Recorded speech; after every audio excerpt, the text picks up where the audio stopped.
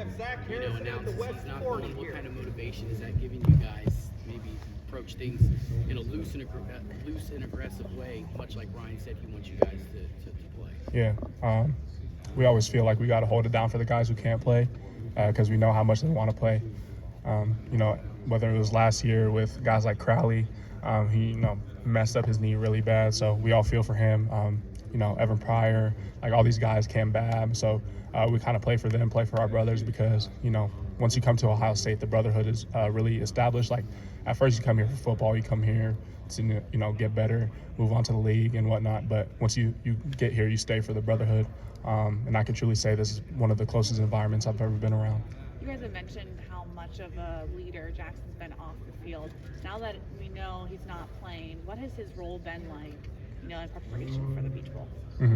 Jaxon's really stepped into his leadership role, especially last year going into this year. He's really been a voice that people can look up to. And coming into the Peach Bowl, I feel like it's definitely been hard on him, but he's always been someone you could talk to. Even if it's not, standing up in front of the team, he's just a phone call away, and he's there to help you with whatever you got going on. Not to focus too much on Jaxon here, talking about you, but you just talked about his leadership role. I'm sure he'll play a part in this team going into that build-up, but there's going to be some spots that need filled in terms of that leadership on the field during the plays. How do you see your role evolve to fill that? I feel like being a leader is something that I've always wanted to be, and it's something that I value really highly. So kind of just focusing on building that trait within myself and kind of giving my teammates someone to look up to, and just be a solid foundation in like a hard spot that we're going to be in because adversity is going to strike in this game. Every play is going to be a fight, so just having a steady, constant battle and knowing that we can withstand anything. Do you remember where you were when you watched the Pac-12 game? The Pac-12? I think I was at home in my basement in Lloyd's room. Yeah. What was that like watching that game? I imagine everybody here says it was pretty tense. Right. Yeah, it definitely was. But once they got up big, I kind of knew it was over. So my dad actually called me once they went up 2 or 3 scores or something like that. My dad called me.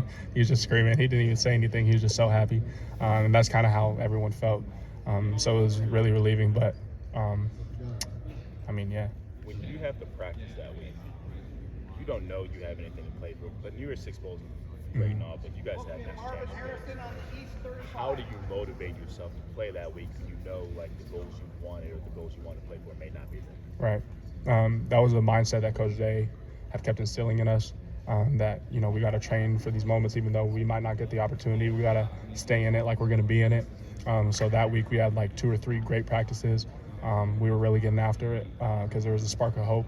And then, once we got the confirmation that we were number 4, we really got after it, and we've been having great practices thus far, and we're going to continue to do that up until the game. You mentioned that's Coach Day's message. He said you guys had a team meeting on Wednesday. Yeah. Is that when he kind of had Yep. that message to you guys? Yeah, that's when he informed us that we were going to be having practice, usually the next day or something like that.